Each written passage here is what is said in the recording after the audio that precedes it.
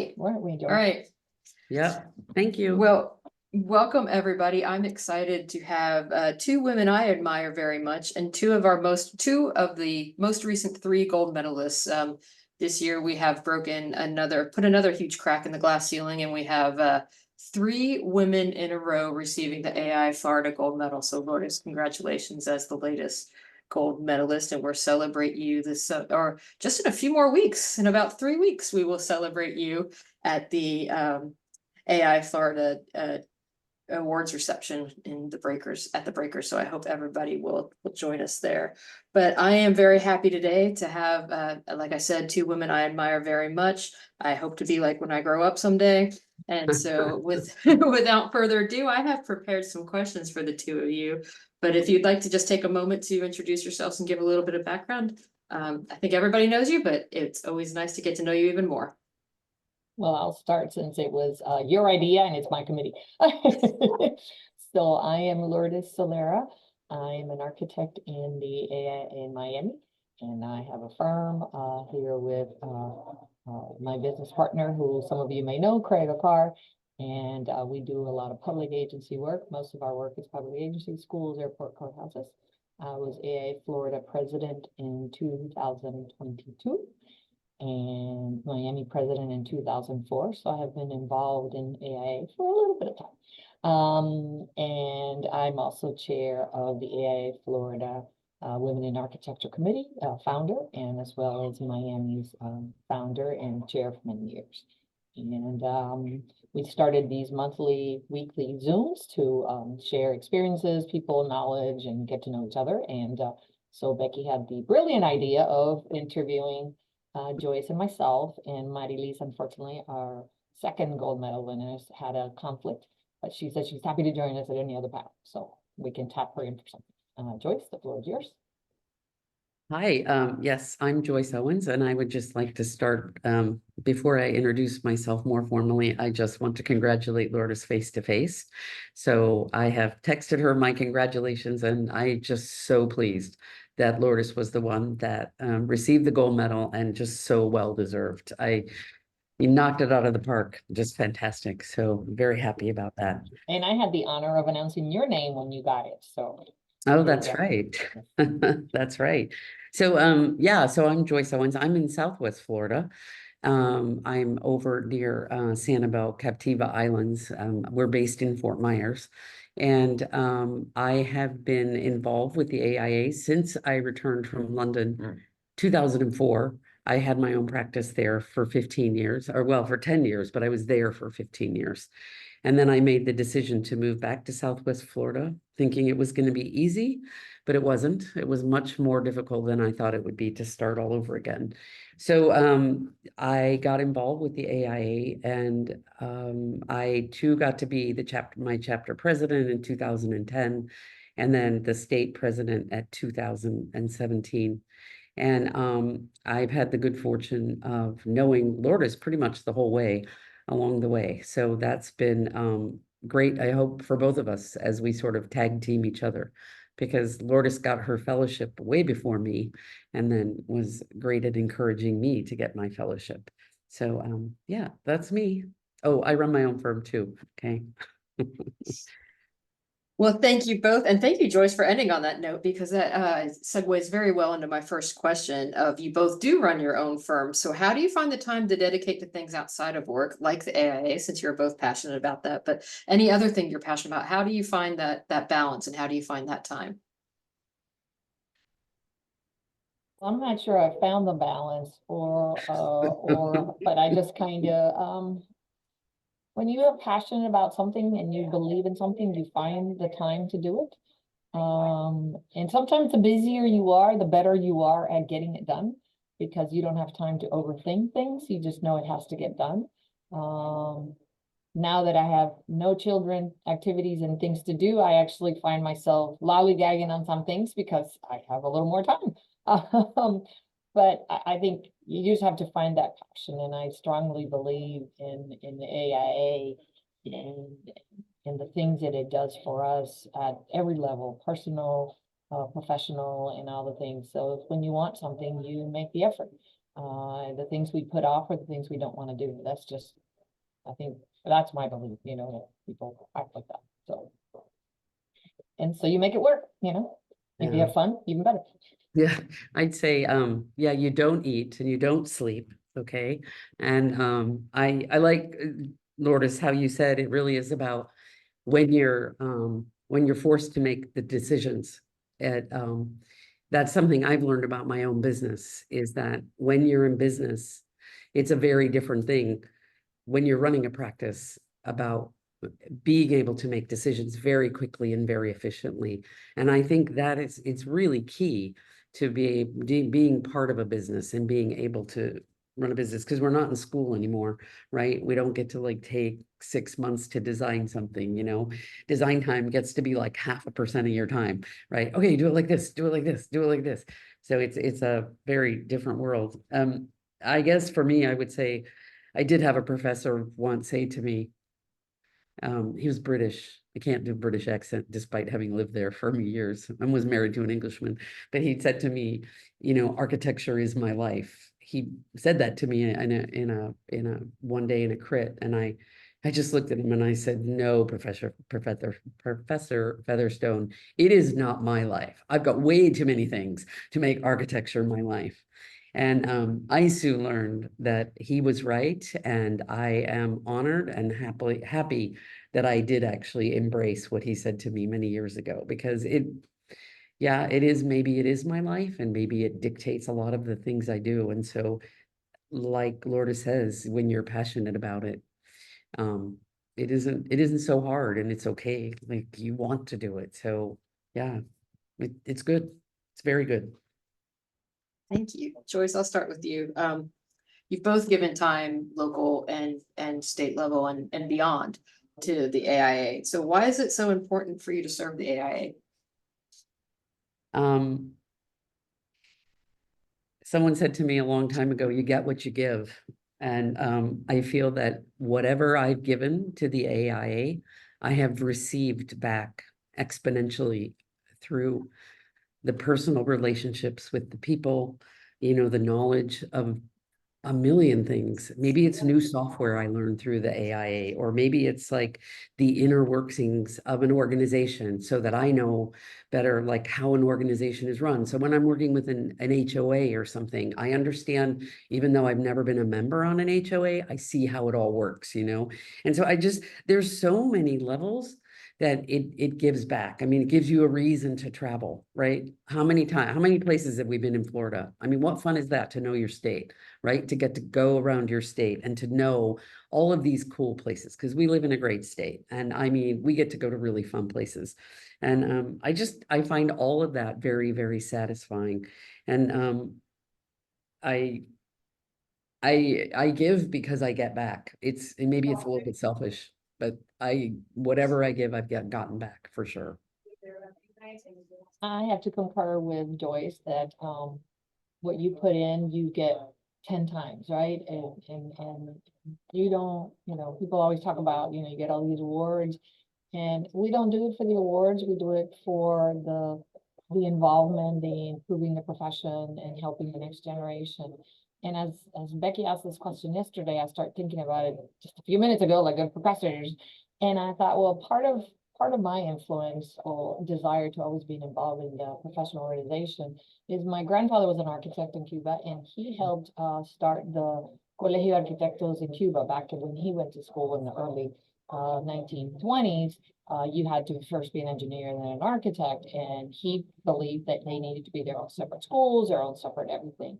And I grew up listening to his stories about how he and his group of friends had started this, and how involved they were in helping the profession, and have trips and the funds they had. And I guess the back of my mind, it just grew up with, this is what you're supposed to do, right? You join the professional organization of whatever it is that you're doing. And I just happen to be an architect, and that's the one that, you know, that I picked. And I've had so much fun doing it. You know, when I was filling out the paperwork for the gold medal, you know, I never sat down to figure out all the things I've done. Well, I did it for fellowship, but that was a while ago. I texted Becky, I said, I need a new hobby. I got to, you know, it's like, I gotta do something else, you know, 25 years, you know, but I've loved it. And I think I have gotten more out of it than I've put in.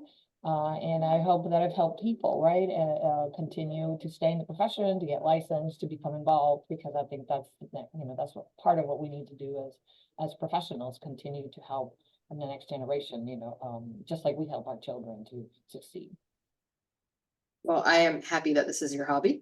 So, so you both have served as president of AI Florida, and that's a huge job. And sometimes after giving that much for a year, and even it's more than a year commitment, really, when you have your responsibilities as immediate past president, you continue to raise your hand to volunteer, and I continue to ask you to volunteer too. I'll add that part. So, but why do you continue to volunteer, Lourdes? Well, I'm a glutton for punishment. I have no other hobby. And I miss it, right? I really and truly, when I'm not involved in the AIA, I really and truly feel like I'm adrift. Like, what am I supposed to do with my time, right? I can only watch so much TV, although I do like to read and I can read a lot. But it's like, I just feel that there's more than I can do, or I hope there's more than I can do. There's more than I can help influence the profession and influence, the organization, so it can become better, so that other people can benefit as much as I've had for being involved. And, just walking away is not something I have to be like that older lady that I saw in AI Puerto Rico when I did a presentation there. Like, she was this 90-plus-year-old woman who was there the entire conference. That's my new goal, to be at all AI events. And my children are like, Logan, my daughter, that's your job. You're going to be the architect. We're not going. That's my new goal, to be that old lady that's in all the AIA events. Oh. Yeah, I would say, I was gonna say, because I'm crazy that I keep doing this, but after listening to what Lourdes just said, I'd say Lourdes is more crazy than me. Okay. So I would say, I feel that after you're done with your presidency, and the past president, that's a lot of work too. That year is a lot of work as well. But after that, I feel like Becky kind of like pulls back a bit and doesn't give you responsibilities that take a lot of time. They're more showing up at a presentation on a, like, so I'm happy to join all of those things. But to be fair, after the hurricane, I couldn't even, for a while, I just felt like I disappeared for a year, because I couldn't breathe anymore. There was so much to do on this coast after our hurricane, and how involved I got with all of that. And so I feel that I'm always there, but I don't feel like the AIA is as demanding as when you're on your way up to becoming the president. And I think that's a very fair and good thing, to sort of make cameo appearances instead. I Yeah, appreciate you don't have to any be of your- crazy like me. You don't have to be crazy like me. She's right. I hope to see you both at convention in your 90s, and you could have a little scooter race. Oh yeah, that would be fun. How do you help feed the pipeline to bring along the next generation of architects? How do you do that in your time choice? I think I just make myself available more than anything. And I think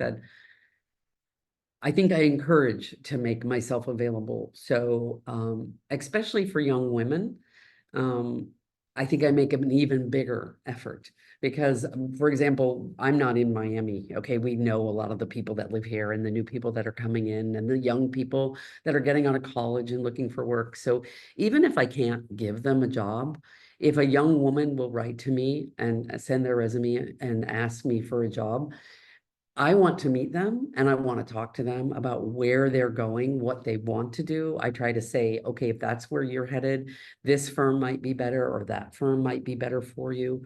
I try to encourage them about licensure, and I tell them how it changed my life. I got my license as soon as I possibly could in my career, and it made everything work in my world. And so I prioritized a lot of things. A lot of my personal life was sort of prioritized so that I could get my license. And so that became a very important part of who I ended up being, and the opportunities that became available to me as a young person. And I want the young women in my life to know that story, so that they can like see how it would impact their life and how it could make a difference to them, because it really did make a difference to me. So I really enjoyed that kind of conversation. And then sometimes I can hire them and sometimes I can't, but I really want them to know that they're invited back to the office when we go to AIA events. I know who they are, I get to check in.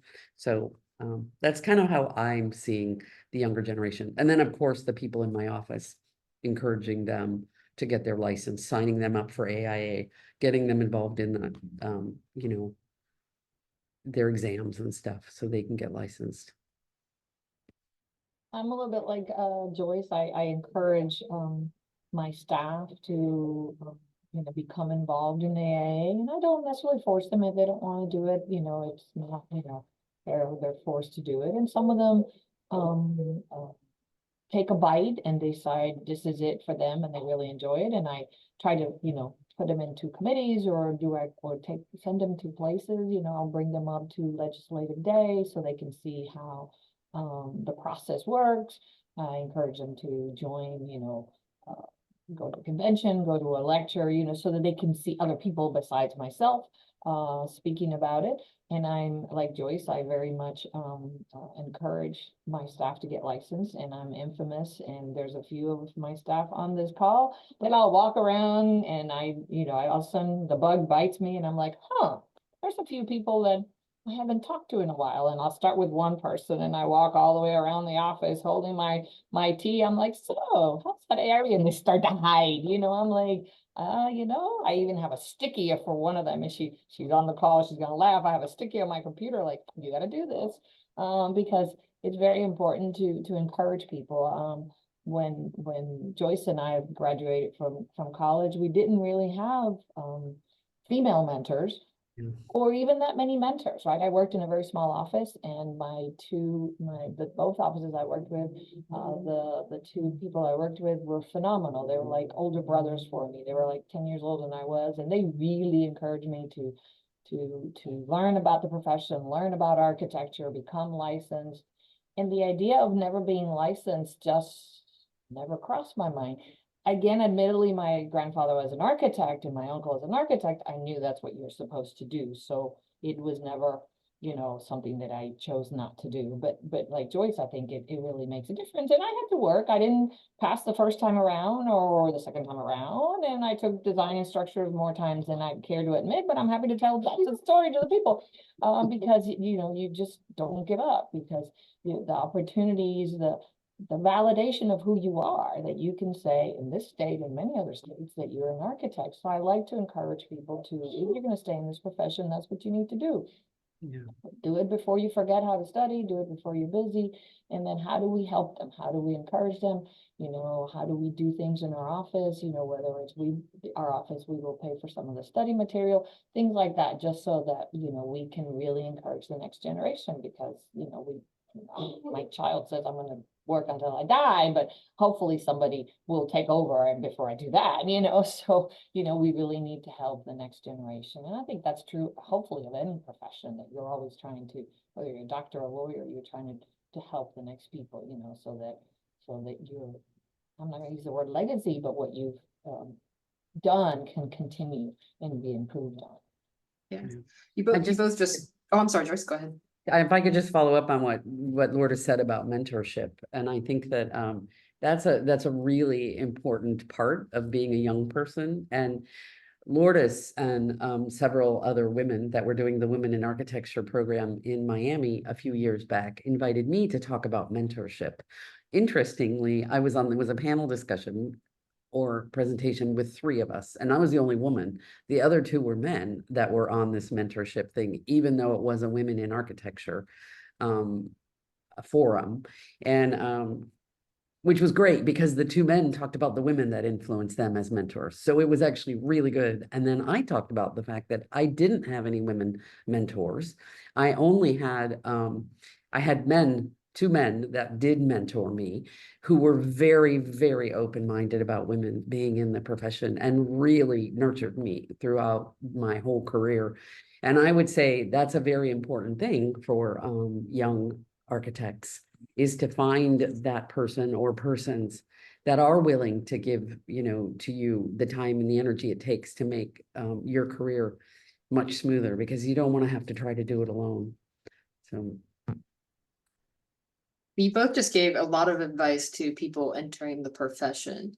If you had, what would you say would be the most important thing that somebody who is about to come out of school, just came out of school, is on the path to licensure? What is the most important thing, that piece of advice you would give them? Lourdes, I'll start with you. Hoping you would. I'd say be open to know that you don't, to use my business partner's phrase, you don't know what you don't know. And it's an age thing, right? The young generation, you graduate, and even the high schoolers, you know, you feel very full of yourself. And I don't mean that in a bad way, you know, that you've kind of finished and you graduated, you're top of your class, and you're the best thing since sliced bread. The reality is that, you know, you have to learn how to slice that bread and how to butter it. And so I would advise them to be open to be vulnerable, right? To say, I don't know how, you know, can you help me, right? And find those mentors, those individuals. And they don't have to be a mentor, but certainly a person we work with that can help you feel comfortable saying, you know, what does this mean, right? It took me years to remember, to understand what OAC was. I'm like, construction man, owners, architect and contractor, you know, and I had been in practice for like, I don't know, 10 years, because we love to do acronyms, you know, we love to give the words out, and we assume people know what it means. Don't be shy, ask the question and be vulnerable. I think it's hard, for sure, but I think it helps you, right? Because then you become that sponge, right? Because now you're not just kind of, and I'm not saying ask every single question that you could Google, but, you know, certainly try to be, you know, to be open, to be a sponge, because it'll make you a better architect in the long run. yeah. And I'd say that, you know, if you feel in your, wherever you are in that stage and your employment situation, if you feel you're not getting like the opportunities that maybe you should be getting, then maybe you go and talk to your boss and say, do you think I should be doing something different? Or are you aware that I'm doing this? Like, make yourself be seen and ask the questions. How can you do something better to get yourself to the point that you're trying to do? Because every employer will welcome anyone that wants to take initiative, whether that's getting their license or doing more, you know, different work or wanting to learn something else. So just don't be afraid to speak up. Don't wait. Definitely don't wait. Certainly don't wait. Yeah. Opportunities don't wait for you. You got to go find them, Correct. you know? Agreed. Yes. You were both elevated to the College of Fellows. How did you know you were ready to apply? And what advice would you give others considering applying? Joyce, how about you? I know a little bit about one of your motivations to apply when you did. Well, yeah, okay, I have a lot to say on this one, okay, and some of it has to do with Lourdes, okay, but, because Lourdes was elevated, before me, and I think to answer the question, like, how do you know when you're ready? I would say I didn't know. Other people were telling me, other people start to talk to you and say, have you thought about this? Is this something you would be interested in? Is this something you'd like to make a commitment to? And then you kind of start to think, me? Like me? Like, why are they thinking about that? What did they see in me that that I'm not thinking about? And so it becomes, you know, you begin to internalize some of this and say, okay, maybe this is an opportunity. And then because Lourdes was elevated well before me, she was very much in that mode about encouraging people. I don't know if you were on the at the fellowship committee at that time or just advocating. I don't remember. But I remember very clearly one of the things she said to me, she was talking to a group of people that might consider being, you know, applying for fellowship. And she said, you know, what's really important is you got to think about where you're going to get your fellowship. And so, and I was like, what? And she said, yeah, like you could be here or you could get it here or there. Next year, it's going to be in New York City. And where was it? In the St. Patrick's, cathedral. St. St. Patrick's. St. Patrick's, Patrick's. I'm yeah. thinking St. Peter's. I'm like, it's not St. Peter, in St. Patrick's Cathedral. And I knew it was under renovation. And I'm like the penny drops, like, whoa, New York City, the conventions in New York City, you know, to be in an amazing, you know, place like St. Patrick's. I was just like, whoa, I'm all in. I was president the year I applied. I mean, you can't do anything dumber than that, okay? Then do your application while you're president. But she also said in the And next, running your firm. and then, but she said the next year it was going to be in Las Vegas. And I was like, no, not me. That's so not me. I don't want to be there in Las Vegas. Okay. St. Patrick's, that's the one. So that was kind of like my motivation in the end. I mean, like other people had mentioned it. And then when Lourdes had said that to me, I mean, I really thought to myself, yeah, there's a great motivation to do it. I would love for that to happen. And I have to say, getting your fellowship, that moment, being with all those people nationally, it's such a special moment. And to be in a special place, like an amazing piece of architecture, it just can't, it's a really, really great day. So yeah, that's my kind of story. Well, I use any motivation I can get away with to encourage people to apply. And some of you who have been targeted by me will know that. So like Joyce, I don't think that I knew that I was ready to apply. I have to credit Jaime Canaves, who many years ago when I became involved in the AIA told me, start saving all that stuff and put it in a box, back in the day when we didn't have anything, so many things scanned. So when you apply for fellowship, I'm like, are you crazy? What are you talking about? I was focusing on raising my kids, doing AIA Miami stuff and just doing stuff. And so then, I was like, okay, I can, continue. I followed his advice. And then one day I'm like, I'm driving, and Becky is a testament to I'm driving and an idea pops in my head and I call her and I'm like, how about this, And I call Mike Rodriguez, who became my sponsor, and I said, hey, Mike, I'm thinking of applying for fellowship. I have time. I don't know why I thought I had time. This is 2011, and he's like, I said, but it's August. Isn't it due in like October? So that's just as bad as doing it while being president. And I don't think I'm gonna make it. And he goes, and he probably gives me the best advice that I still give to people. Well, yes, it's a little tight. You did kind of wait a long time, but just get it started, right?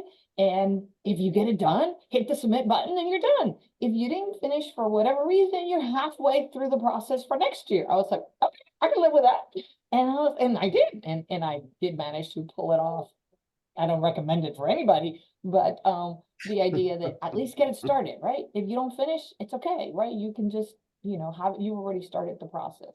And it's become sort of my goal to increase the number of women as fellows, to increase the number of Florida fellows. And many of you have heard me preach about this. That the first fellows dinner I went to for Florida, which is a lovely dinner that we have, we had other fellow women's, but they were not there. And I was the only woman that Wow. was there for being the fellow. And I thought, well, this has got to change because there's plenty of women, some on this call, I can see the names and some of you know who you are, that I said they need, including Joyce. I said, we have plenty of very good women here and we have very good Florida people here. And I have been, beating that drum for years and I continue to beat that drum. In fact, I just send Becky a little note, hey, what's going on with this, because I think we have a lot of qualified architects in Florida that need to be recognized, and we have a lot of women who need to be recognized. And this is one of those awards that you're gonna have to put yourself out there. It isn't gonna magically be given to you. Anything like this has to have your commitment, your passion for it. It's not something that somebody's gonna go, hey, out of DC, wouldn't it be lovely to give Joyce a fellowship? They don't even know who she is, right? There's 90,000 plus members, right? So they can't just sit there and throw a dart and say we're going to give awards or fellowships to different people. So it's something that everybody needs to commit to, and I think it's important, and it's, as Joyce says, it's probably one of the most memorable experiences of my life to get that medal. In my case, it was at the Washington, D.C. National Cathedral, like Joyce, a phenomenal church. I mean, you can't get any more spectacular in locations and stuff. And so hey, and if the location you want to have it is the one you want, you go for it, right? I actually, for those of you who are Orlando, I do apologize. I told somebody, do you want to get yours in Orlando? And they're like, oh, no, no, no. It's like, I love Orlando, but maybe that's not where they want to get it, right? I apologize to you from Orlando. It was a lovely place and a lovely convention center, but I'll use any means to get people to do it. Yeah, I'd Well, like to know on the mentorship thing that Lourdes has talked about. I think it's really important that you choose your mentor correctly as well. And thank God I chose Lourdes, okay? And I don't know how many she'd done before me. Had you done any or one? I don't know how many you've done before. Done a couple, I've done a couple.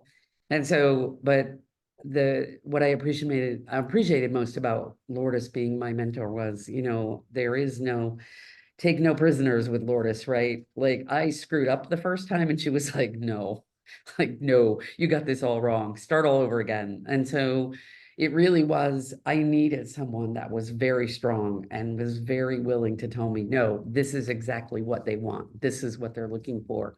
And I just, so you all know, Lourdes is now on the jury of the fellowship committee, and it's incredible that we have the resource of Lourdes being on the jury now, because that means once she's off, then she's going to be a huge asset to Florida to help us get through the process, because she's going to know the inside track, what works, what doesn't work. And so just like Don Yoshino did before her, he's been very helpful to us because he was in that role.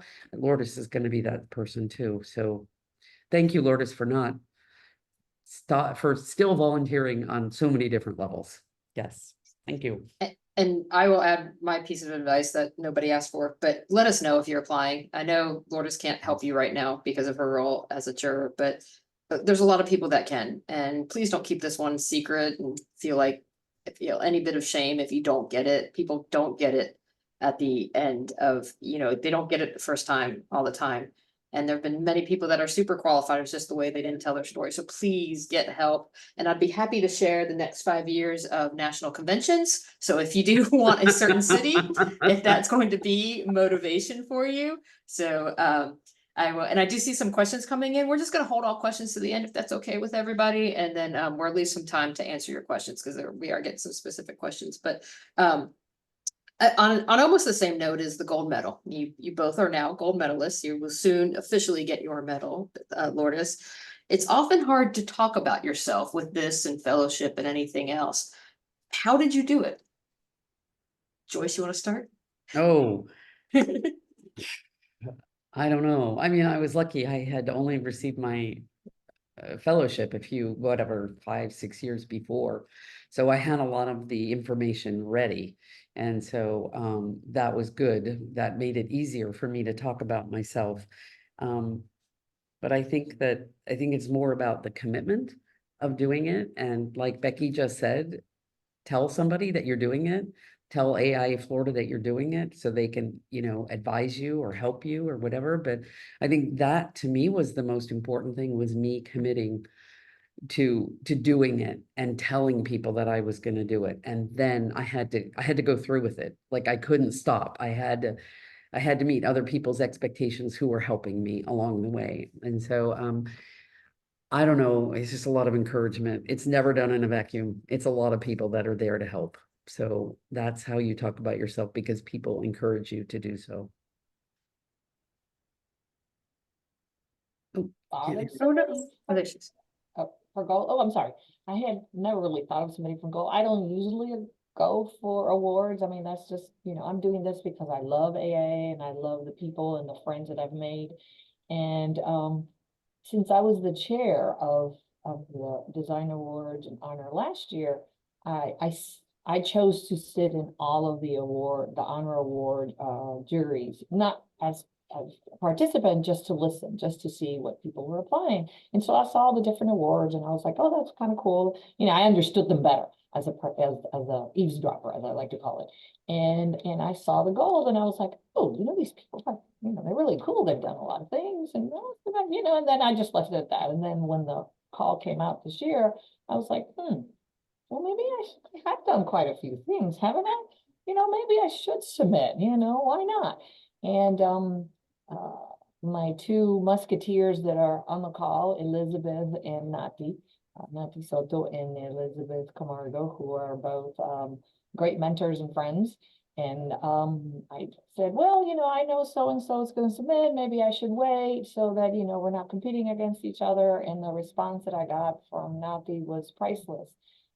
She said, nobody waits for anybody, right? You need to do it on your time. Don't, and it made me think about how a lot of times, and women tend to do this, but maybe men as well, you wait, well, maybe it's the right time and so-and-so's doing this and maybe I should wait until they get it done.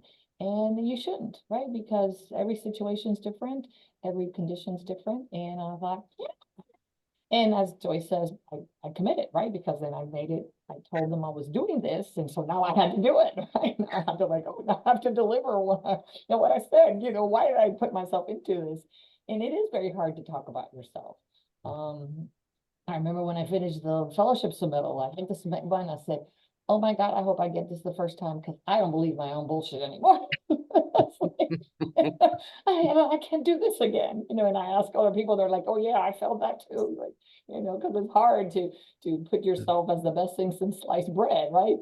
Some people have an easy way of doing it, others don't, so. Yeah, I think women, that's more the case. I think we're more afraid as women to talk about ourselves and to think we're not ready and to think and to doubt. And, we all say, like, no matter what task we're given, we have to like make sure, do I have everything right? I mean, I do it all the time.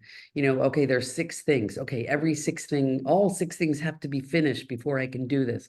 And then I go in and sometimes I see men do it and yeah, they did 3 of them. And then they just, they kind of tried to wing the rest. And I'm like, you didn't prepare, right? I'd have prepared if I was you. And I just think as women, that's one of our gifts is that we do try extra hard to make sure everything is done. And when it comes to things like awards, we think, oh, we have to get this category and fit this and fit that. And maybe we don't, maybe we just fit it differently, than somebody else. And so, yeah. I think that's something I've learned for sure. I have learned too, I'm still not very good about complimenting myself. People are like, oh, that's great, you got it. And I kind of like, like my tall child, kind of like bend down a little bit. And I don't know why. I mean, I should, and it's not that I'm not proud and honored that I'm gonna get the gold, but it's like, oh, okay. What, Lourdes, why'd you get done breathing? It's like, well, it's like, Yeah. it is, I gotta get mine out of my head, and it's a very much a woman thing, unfortunately. I'm not saying men may not have that, but women traditionally, we are not very good at patting ourselves and saying, hey, you did great, and look what I did, and you tell everybody, but everything that you did, we just kind of like, oh, okay, well, that's nice. People are like, why didn't you tell me? I was like, well, so I'm still learning. I haven't quite figured it out yet, but still working. So I'm hoping that maybe I can encourage younger people to not feel that way, that you Right. have to be right on perfect before you do something. And it's not, maybe showing our vulnerabilities can help other people see that you just have to turn off, as I like to call it, that it's recorded, that bitch off, the little voice in the head, turn it off, go do something else. Yeah. Joyce, you are the only person and the first person has received the AI Florida Medal of Honor for Design and also the AI Florida Gold Medal. And you did this within basically 2020 and then again in 2022. So very short period. So very amazing.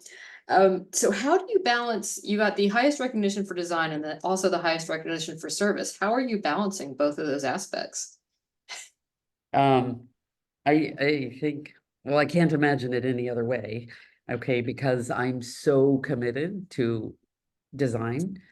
And I'm also so committed to the value of architecture.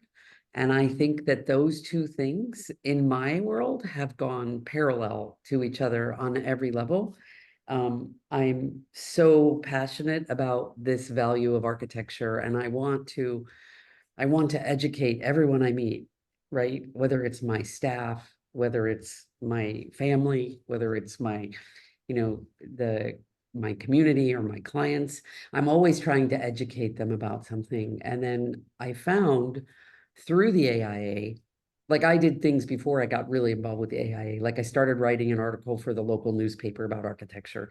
And then I found that by serving with the AIA, it became a bigger platform for me to talk about the value of architecture. And so that became sort of a really nice place for me to be. And so I think those two things do go hand in hand for me, okay, that I do excellence in design and then excellence in serving my community and my professional community as well. So I don't know, I guess I was just lucky. And there were a lot of stars aligned in those two things did happen that quickly. Just quick antidote, it was during the pandemic when the invitation for the design awards came in March, somewhere around there. And I was supposed to go to Japan for 2.5 weeks. And all of a sudden my life was like, my calendar was clear. And I thought, I will never have this opportunity again to do something like this. I have 2 weeks, not that I didn't have to work, but I had 2 weeks with no social engagements, nothing. And I thought, this is the opportunity. I'm going to try. I should just try, because if I don't get it, who cares? Right. But I'm going to try, and then whatever. And then, and then when I did the gold medal again, motivation, right? It was going to be the breakers. So I didn't want to do it the next year, which I think was Orlando. Sorry, Orlando. I love you. Okay. I love you, Orlando. I just don't want to go to a golf hotel to, like the breakers. And so that was my motivation again to do it. That's probably why it happened so closely. It was just two good things that happened at once. So yeah, anyway, okay. You have I both just want to been, say one more thing sorry. though. I don't think I am the only person. I think Guy Peterson won both as well. Oh, you are correct. Thank you for that is my Okay, so error. But sorry, then you are the only woman that has I'm done the that. only So woman thank you. that's done it, You are yes. correct. Thank you. I apologize to Guy Peterson. Yeah. Who I think is Um, amazing. Okay, so yeah, he so is. honored to be in that company. He is. It's rarefied air. You have both been passionate about resilience, sustainability, and mitigation, and you have each experienced some of our state's worst storms. Lourdes, you lived through Andrew, and Joyce more recently with Ian. So how do you, through your work, help protect Floridians and through your designs and otherwise? Well, that depends on my clients, of course. My clients are public agency clients, so in a lot of ways, they don't realize it, but resiliency is kind of built into what they do, because they can't just build a new building. I'm tired of this one. I'm just going to put in a new house or a new restaurant or new something. They build for longevity, right? For 50 years. I do a lot of public schools, and I tell my staff all the time, make sure that this is something they can live with for the next 50 plus years, because they're not going to just go and remodel that space all the time. I also do a lot of renovation, historic preservation, which by default, by the nature of what they are, is about keeping, the original building, and that is kind of, built in, right? That you are not just trashing something, and I'm not using the word trash in a bad way, but you're just dumping the whole new thing and start over. So I pose those questions. Are you sure you want to demolish this when in fact you could remodel it? That's a much more sustainable approach. You want to build this, it's flooded there. Well, but we want to use it. I'm like, yeah, but it floods there. Do you want to spend like all this money to make it floodproof? Why don't we use it a little bit different? So Joyce has a different approach, and hers is, to me, is even more impactful, because you're sharing it with people around the state. And obviously your answer, you'll say that, but at least from my sphere, I try to be that person that reminds them this is about long term. Is this the right location? Is this the right material? That's something that you can have for the next 50, hopefully 70 years. Particularly, we do historic preservation work, so the building is 100 years old. It's how do we keep it alive? And some of our old buildings have done better than the new buildings.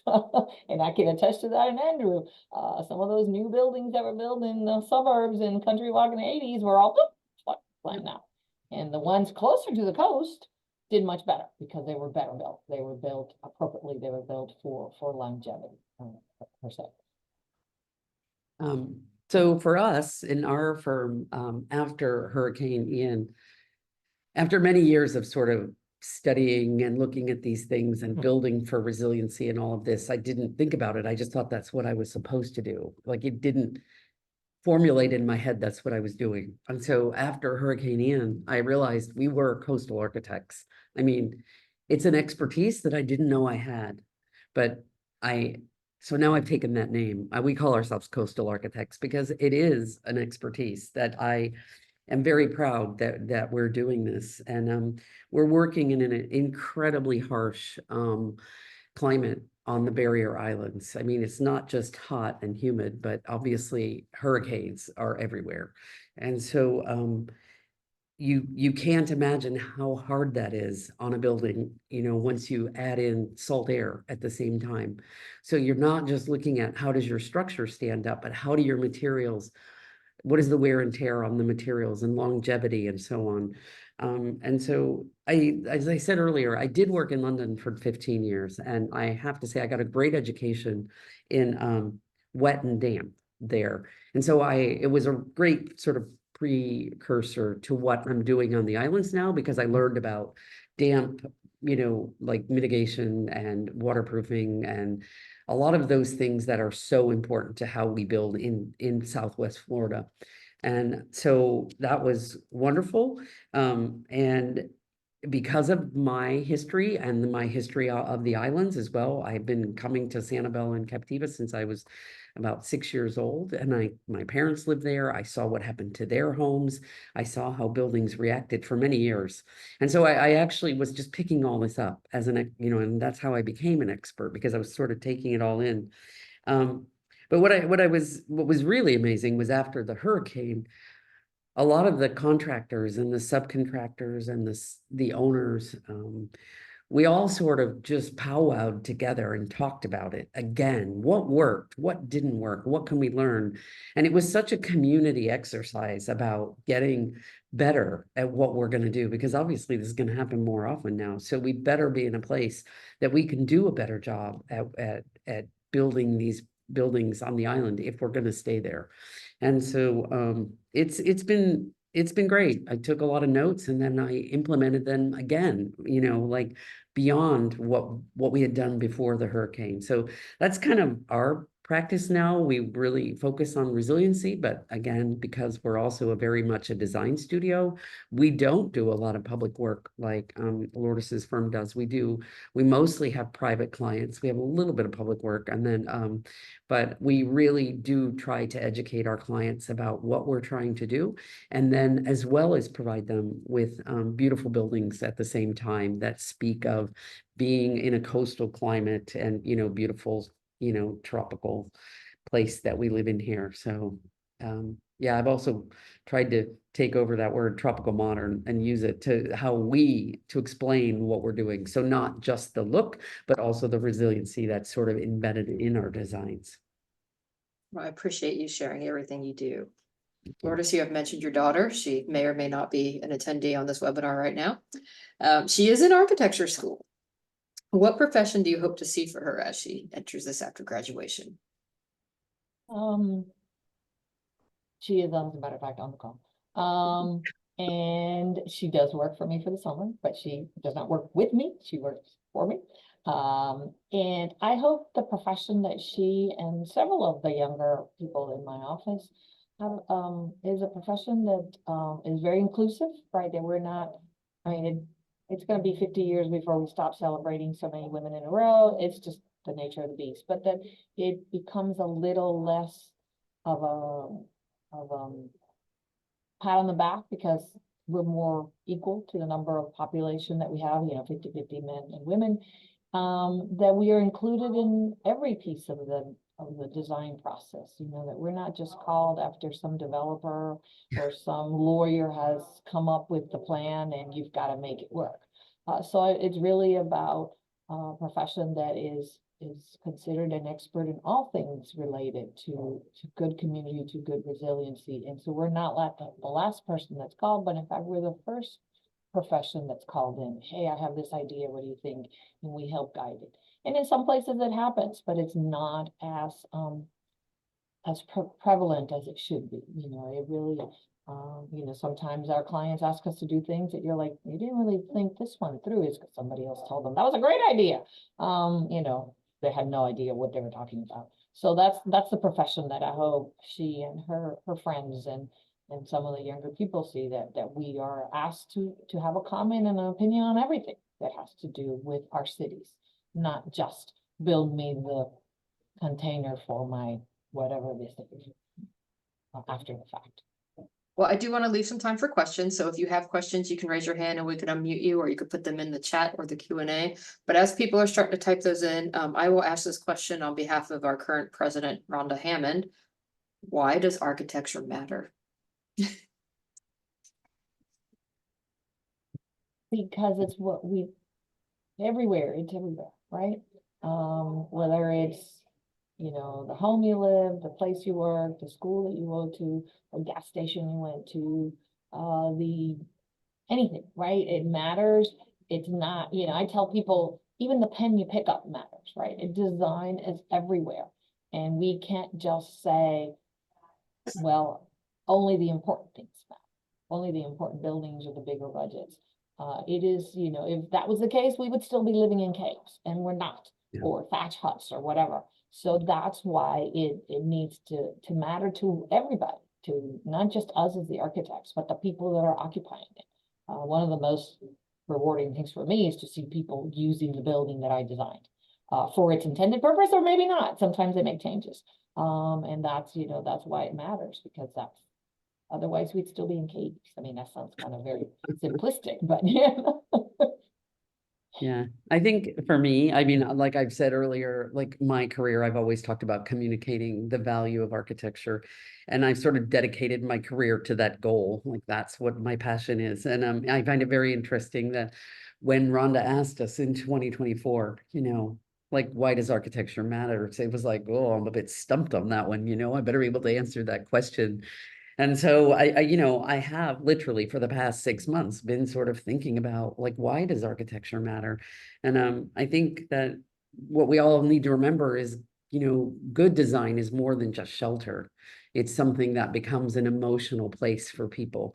It's a place where we can all celebrate together. And it doesn't have to be like a big building, and it doesn't have to be you know, a huge gathering place. It could just be, it could be anything. It could be a home. It could be the gas station. It could be anything, something that makes people pause and think differently in how they respond to the architecture that you're creating for them. And I think it affects everyone's experience of life. And I think we can raise sort of, as architects, we are problem solvers and we take the time to think about these things. Very few professions have the time to think. Okay. And I think we as a profession are paid to think and solve problems.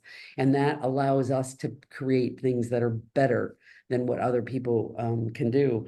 And so I just think that architecture becomes then a reflection of our time, of our place, you know, of the space itself and culturally where we are. And as Lourdes says, otherwise we'd still be living in place in a cave, right? You know, but culturally, like we've moved on. And so we have the opportunity to do these things. And so I think it very much matters. And I like to encourage all of you to think about that and how you personally can explain that to other people. Like think about those words yourself and how you would respond, so that when you talk to family or friends or clients or anybody, why does it matter that you've made that decision? Why is it important to their project? You know, so it does matter. Yes. Thank you. And even in the caves, they started to paint them, so. This question comes from Barbara Hughes. How did you find your niche? Was it intentional or luck? There are so many things I want to do. I feel scattered at times. I think life is a little serendipitous, if that's the right word. Yeah. You know, you get that first job and you learn new skills, you know, meet new people, and then, you know, you go off somewhere and then those people connect you to the next firm, right? But that's kind of happened to me. And you had some of the skills you had from the first one shows up here, and then suddenly you realize, hey, you really enjoy this. And then you end up in a firm that you're very happy in, right? You really enjoy the work, you enjoy the people, you enjoy the environment. And before you know it, you become specialist at whatever that project they gave you, and then you really enjoy it, so I think it's a little bit of mixture of luck and sometimes intentional. Strategic. Some people are very strategic and, focus on a plan, and I tend to be more of a, okay, this is what's happening, right? So, it depends on your personality in a lot of ways. Yeah, I think I'd like to play devil's advocate to Lourdes's, that the things she's just said, and I would say that if you're not happy with where you are and what you're doing, and you feel that maybe this isn't what you want to do, then it's a great time in the world of architecture. There's money out there. It's a good economy. Go find what you want. Think about what it is you want, and then talk to people, talk to people in your community about what opportunities are available here, or what architect would I speak to about doing this, and try to change if you're not happy. Because I agree very much with Lourdes said. That's very much what happened with me, that I found what I loved through the various opportunities I had. And some, I will be very clear, opportunities I didn't have, because when I came back from London, it was much harder than I thought it would be to be an architect in a small town than it was in a big city. Like in London, it's very multicultural. It was easy to be a foreigner, to find my own place, to have my own business there. It was easy. And when I came back here, I thought it would be doubly easy, because it's a small town. I can do anything in a small town. It was so much harder. And so that's when I realized I had to find my own way in this community, because I wasn't going to get the jobs that the good old boys were going to get. So I literally found my own market. And that's where we've made our way. I went to the islands. They didn't have an architect doing stuff that I was doing, and they didn't have anyone doing good design. And so I've made my own way out there. And now the other, architects in town, the good old boys, are saying, she's good at what she does. How did we miss that? And so it was really about, finding a way to get there. Yeah. It's not always easy. The path isn't easy or straight, for sure. All right, well, if anyone else has any other questions, raise your hand, put them in the chat or the Q&A. We did get a comment, not a question, from Gloria Cloder, and just want to say how proud she is of both of you, and that you're both such great role models to all of us. So And thank you for likewise. leading by for example. sure. Likewise, when I Yes. grow up, I'm gonna be like Gloria. Yeah, right. Exactly. Yeah, Likewise. me What an too. amazing woman. You're going to be here. You're going to be on this presentation someday too. Okay, Oh, you're yeah. on your way. You're doing Yeah. great. Yeah.